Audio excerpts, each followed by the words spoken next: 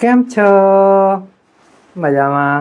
इतवार की बोलती छोटी कहानियों में आपका स्वागत है। मेरे दोस्तों, मेरे मित्रों, ऐसा कहा जाता है कि व्यक्ति का जब अंतिम समय आता है तो उस समय वो हमेशा अच्छे कर्म ही करता है। ऐसे किसी बात को कहानी के रूप में बड़ी अच्छी तरीके से लिखा गया है। आज की जो बोलती छोटी कहानी है उसका शीर्षक है 24 घंटे में मृत्यु। जीवन की भेंट नाम की पुस्तक है जो ओएसिस पब्लिकेशन हाउस की पुस्तक है, उसमें यह कहानी लिखी गई है। और ओएसिस मूवमेंट नाम का जो एनजीओ है, ओएसिस मूवमेंट का ये पब्लिकेशन ओएसिस पब्लिकेशन हाउस है और उसकी जीवन की भेंट से यह कहानी 24 घंटे में मृत्यु। ओएसिस मूवमेंट जो एनजीओ है वो युवाओं और तरुणों के चारित्र गठन के शिक्षण के ऊपर काम कर रहा है। तो ऐसे एनजीओ के, ऐसे पब्लिकेशन हाउस की ये जो पुस्तक है जीवन की भेंट, उसमें से कहानी प्रस्तुत है 24 घंटे में मृत्यु। एक युवान था, समझो ना 20-22 साल का युवान, ज़्यादातर 25 साल हो गए, उससे ज़्यादा नहीं होगा। उस युवान में बहुत सारी बुराइयाँ थी। वो अपनी माता का नहीं सुनता था। उसके पिता की तो बचपन में ही मृत्यु हो चुकी थी। उसकी माँ ने ही उसको पाला था। अपनी माँ की नहीं सुनता था। पड़ोसियों के साथ झगड़ता था, गाली गलौज करता था। दुनिया भर की बुराइयाँ उसने अपना ली थी। बीड़ी पीना, जुआ खेलना, शराब पीना, ये सब उसकी आदतें थी। अभी उसकी माँ जो थी, माँ को बहुत चिंता होती थी, इस लड़के को मैं सही रास्ते पे कैसे लाऊं, इस लड़के को, इस युवान को मैं क्या करूं कि जिससे वो अच्छा रास्ता अपनाए और अपने जीवन को सुधारे। इसी आशा में एक दिन वो माँ अपने नवयुवान बेटे को लेकर एक ऋषि मुनि के पास गई।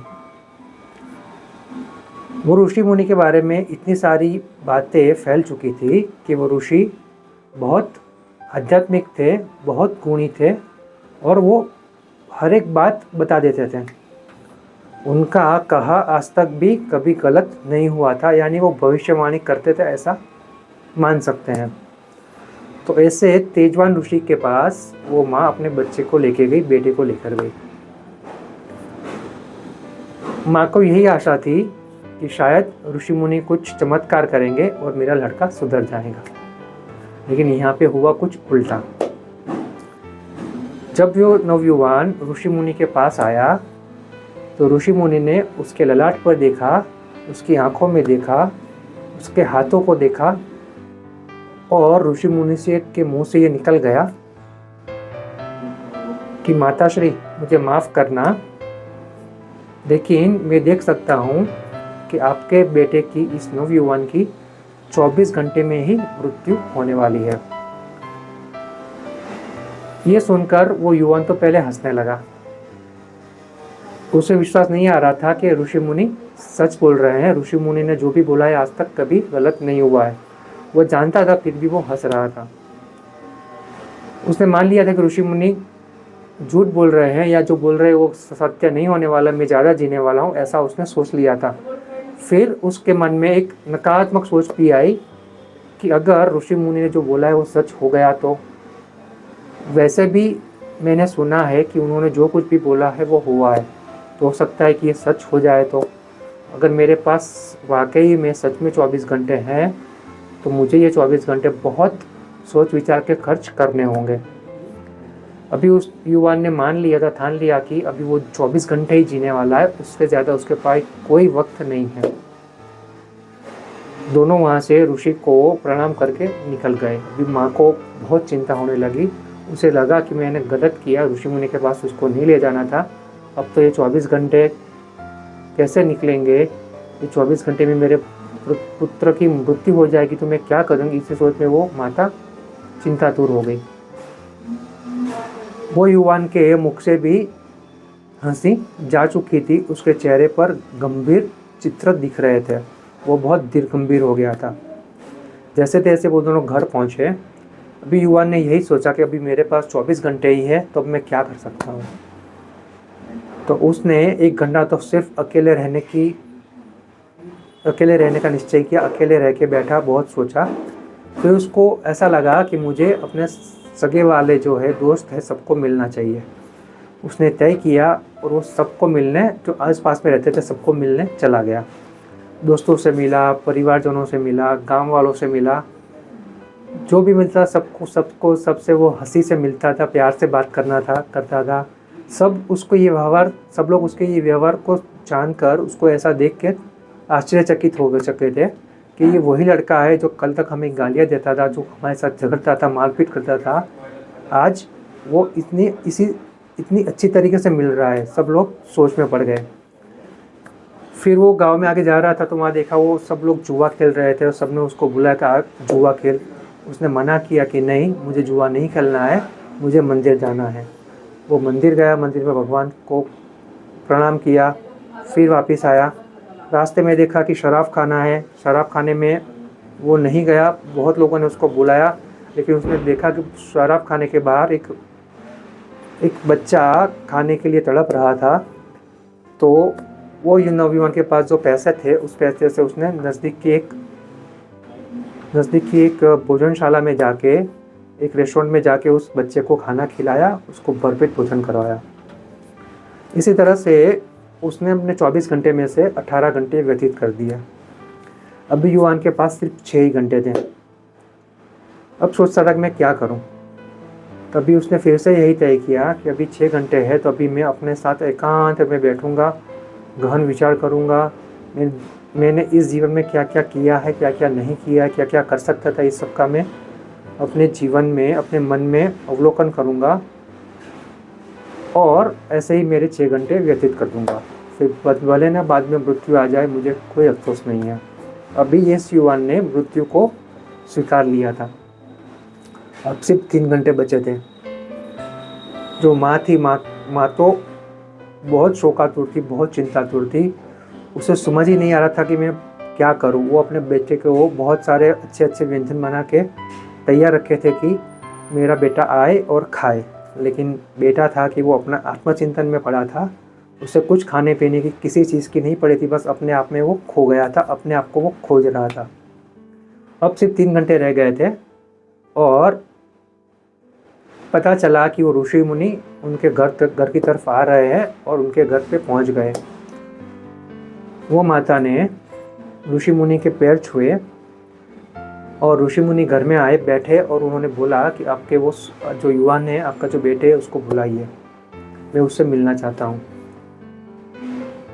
युवान ने अंदर से मना किया कि नहीं मुनि जी, ऋषि मुनि, मैं आपसे मिलना नहीं चाहता। अभी मेरे पास जो कुछ पल बचे हैं, कुछ मिनटें बची है, तो मैं अपने साथ बिताना चाहता हूँ, मैं किसी से मिलना नहीं चाहता। ऋषि मुनि ने कहा, अच्छी बात है, सच्ची बात है, लेकिन आप मेरे लिए सिर्फ बस 10 मिनट निकालो, मैं आपसे कुछ बात कहना चाहता हूँ। आप ये जान लो, समझ लो, फिर आपको जो करना है, जैसा करना है वो करना। वो नवयुवान बाहर आया। ऋषि मुनि ने कहा, देखो, एक तो मैं सबसे पहले आपको सत्य बताता हूँ कि मैं किसी के बारे में, वो कब तक जिएगा, कब उसकी मृत्यु होगी, मैं किसी के बारे में नहीं जानता। सब कुछ ऊपर वाले ने लिखा हुआ है, उसके हिसाब से ही होता है। लेकिन मैं जो बोल रहा था उसका तात्पर्य यही था कि अगर आप ऐसे सोचते हो कि आपके पास 24 घंटे ही बाकी है जीवन के, तो आप क्या क्या कर सकते हो, इसी हिसाब से मैंने आपको बोला था। तो मैं आपसे बस 2-3 प्रश्न करना चाहता हूँ, आप बस मुझे उसके सच्चे जवाब दीजिए और उसके बाद आप अपने आत्मचिंतन के लिए जा सकते हैं। युवा ने कहा, महाराज, हाँ ऋषि मुनि जी, बताइए, मैं आपके जवाब देने के लिए तैयार हूँ। ऋषि मुनि ने पहला प्रश्न पूछा कि लास्ट जो 21 घंटे आपको बीते हैं, तो अंतिम ये 21 घंटों में आपने किसी के साथ झगड़ा किया है? वो युवा ने कहा, नहीं।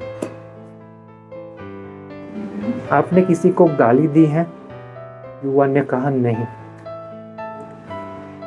आपने किसी के बारे में गलत विचार लाए हैं? युवक ने कहा, नहीं।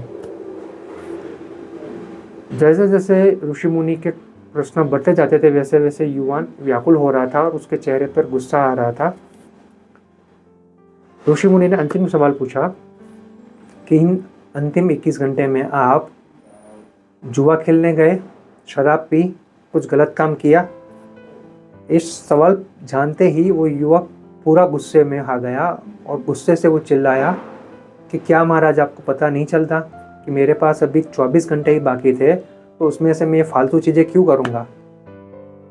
मैंने 24 घंटे में से 21 घंटे सबको मिलने में, सबसे प्यार से बात करने में, अपनी जो छवि है वो सुधारने में व्यतीत किए हैं और बाकी के 3 घंटे में अपने साथ बैठ के व्यतीत कर रहा हूँ, जिससे मैं आत्मचिंतन कर पाऊँ और कभी जब मुझे फिर से मनुष्य अवतार मिले तो मैं जान पाऊँ कि मुझे कैसे जीना है।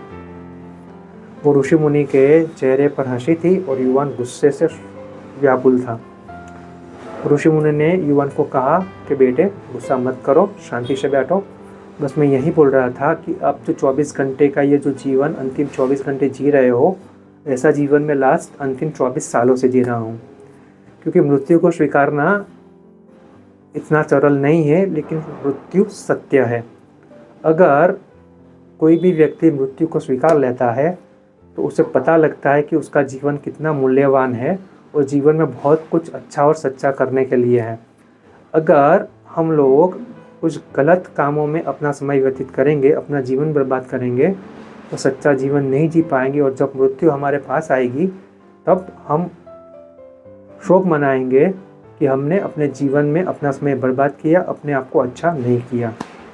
बस इतना सा संदेश देख के वो ऋषि मुनि जी सबको प्रणाम करके वहाँ से निकल गए। वो उस युवान ने ऋषि मुनि के पैर छुए, उसकी आंखों में आंसू आ गए।